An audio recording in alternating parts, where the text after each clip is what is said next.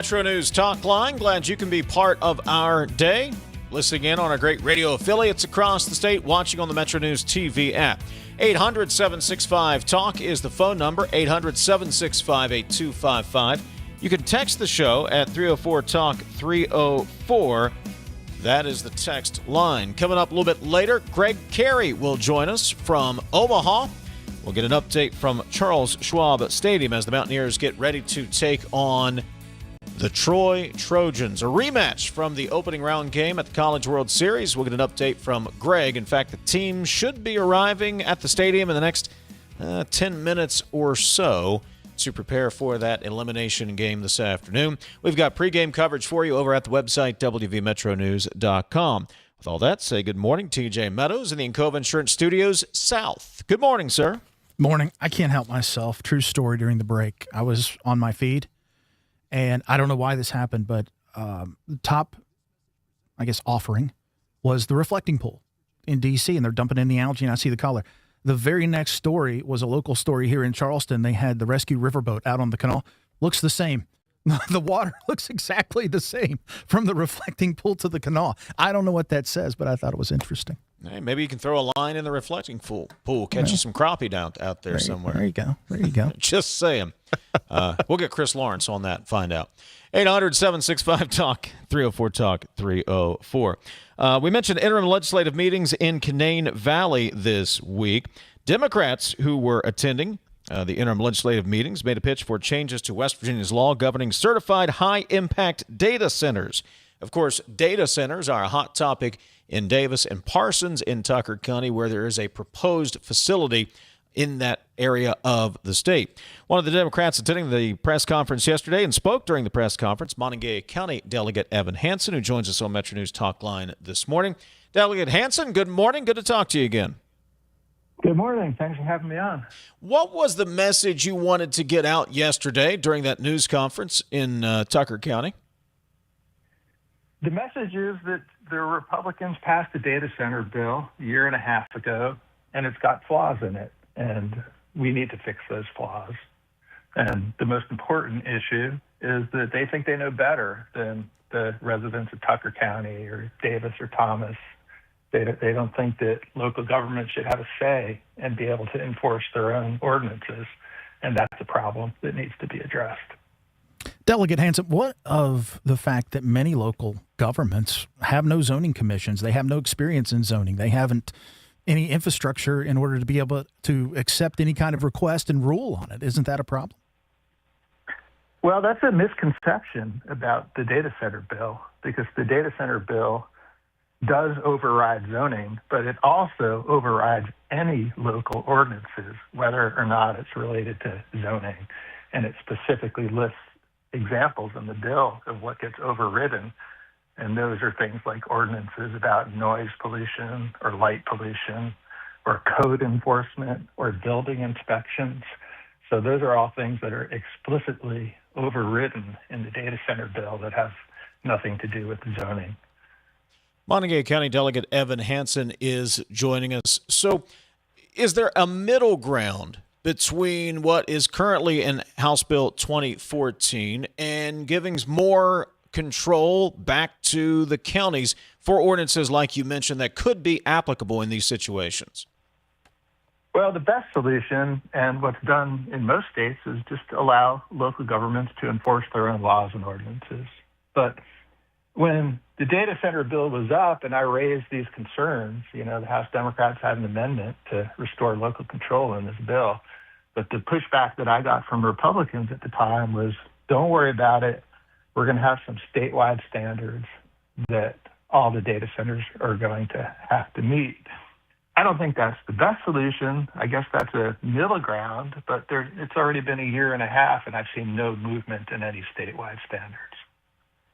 Talk to me about this split. The data center bill has a split, I guess, of the tax revenue that would come in, 50% for a personal income tax reduction, 30% goes to the county or counties where the data center is located, 10% to all counties on a per capita basis. It goes on. Do you want to open that back up? And if so, what changes do you want to make to the allocations? I do want to open that back up, and we had a bill to do that last session. It was House Bill 4822, and it made a few changes and kept some of the allocations the same. It increased the amount that goes back to the county.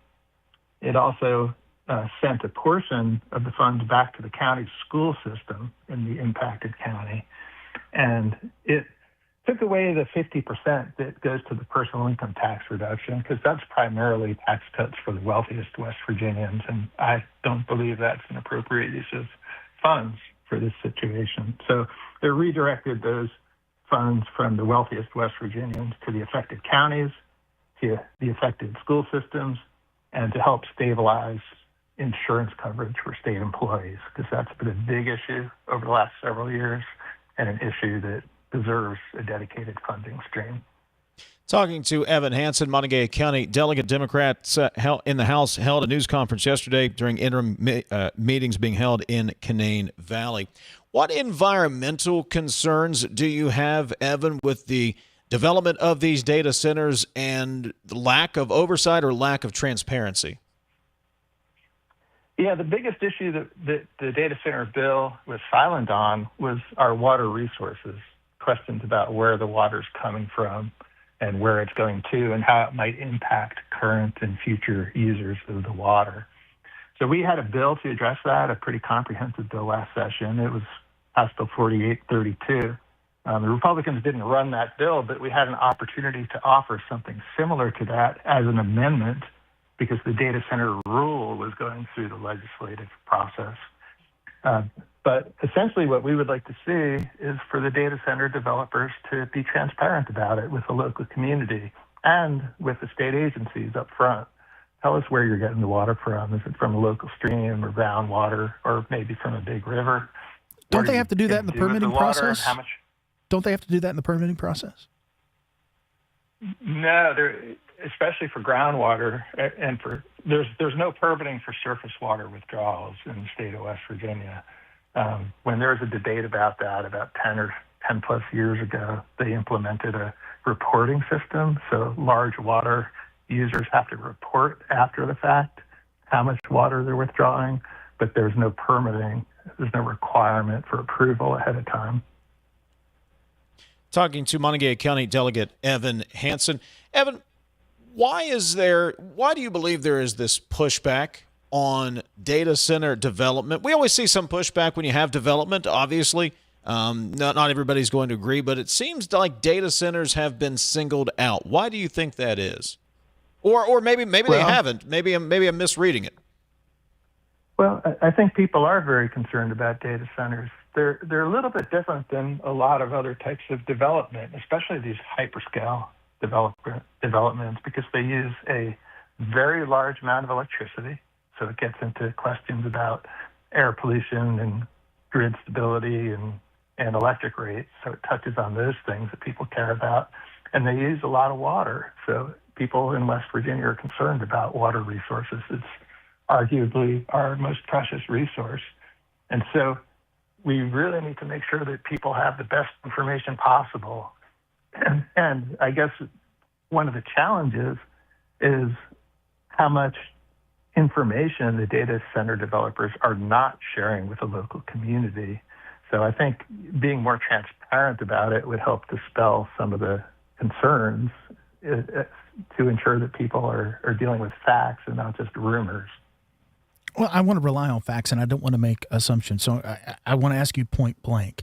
In your opinion, would West Virginia be better off if it had 0 data centers? No, I don't think we should ban data centers. I think we already have some, at least some of the old school data centers. And I think there's pros and cons to any type of development, including data centers. And I understand that they do bring some jobs, especially construction jobs, and they can bring in significant tax revenues. And so that's important. And I also believe that there are areas in West Virginia that would welcome data centers. But I do think we need to preserve the ability of local communities to enforce their laws and ordinances. And I don't think that's mutually exclusive. I think we can do both. Montague County Delegate Evan Hansen joining us. Are you still up in Canaan Valley? You still up there for today? I attended my committee meetings yesterday, and then I attended the town hall up in Davis last night, but I had to come home to attend a couple personal things. So was the town hall last night about data centers by chance? It was. It had me and Delegate Akers. It had Chris Morris, the person in charge of the data center developments for the state. What was that discussion like last night? It was a good discussion. There were a couple hundred people there from the community because, as you know, it's a hot topic there. But it was a civilized discussion, and we were able to air different sides of the issue, and I think that's what we need to do more of. I'm curious, as you look at this, would you crystallize an example, doesn't have to be here in West Virginia, obviously, of a developer who you think is doing this right? What does it look like, in your opinion, to do it right? Maybe that came up at last night's dialogue. Well, in my opinion, to do it right is not just to reach out to Chris Morris and the Department of Commerce for the certification, and not just to reach out to local legislators and county commissioners to share information, but to make sure information is actually shared with concerned citizens. And I understand that there are sensitivities with sharing a lot of the types of information, that certain data and information needs to be confidential. But if you're really going to get the support of the local community, they need to have the facts before them on some of these hot button issues. So I think that's what it takes to do it right, being sensitive to these issues and sharing information as early as possible. Montague County Delegate Evan Hansen. You can read Brad's story from yesterday's news conference over at our website right now, wvmetronews.com. Evan, we appreciate the perspective this morning. Thank you very much. Thank you for having me on.